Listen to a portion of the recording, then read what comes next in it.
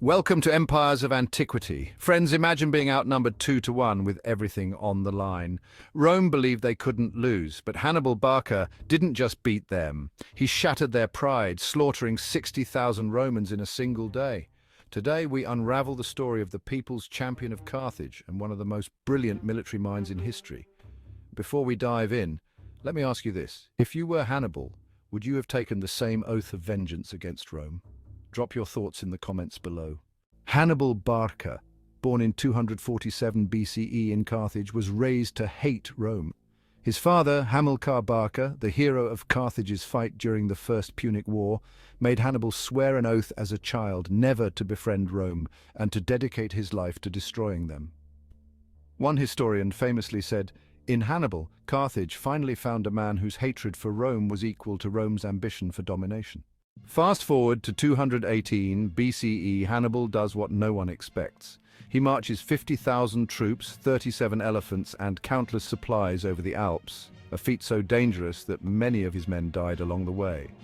But that was just the beginning. For 2 years, Hannibal terrorized the Roman Republic, winning victories at Trebia and Lake Trasimene.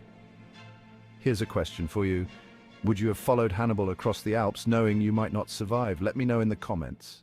In 216 BCE, Rome decided enough was enough. They raised their largest army ever, 80,000 soldiers, to take Hannibal head-on at the Battle of Cannae.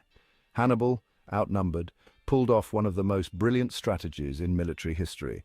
He deployed his army in a crescent formation, baiting the Romans to attack his weaker center. Once the Romans were fully engaged, his flanks closed in like a vice, while his cavalry swept around to trap them from behind.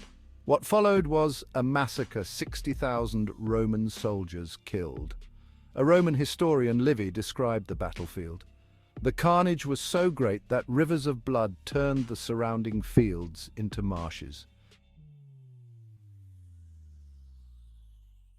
Hannibal's genius was undeniable. His victory at Cannae shocked the world, but despite his success, Hannibal faced a cruel reality. He lacked the resources to invade Rome directly. The stalemate dragged on, and over time Rome adapted and rebuilt. One modern historian summarized Hannibal's fate. He could win battles, but he could never win the war. What do you think? Was Hannibal's hatred for Rome his greatest strength or his fatal flaw?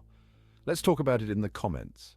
Hannibal's triumph at Cannae remains a masterpiece of strategy, studied by military leaders to this day. But even the greatest victories sometimes aren't enough. The Romans would eventually reclaim their power, but we'll never forget the man who came closest to bringing them to their knees. If you loved this dive into Hannibal's legacy, don't forget to hit like and subscribe for more epic stories from ancient history.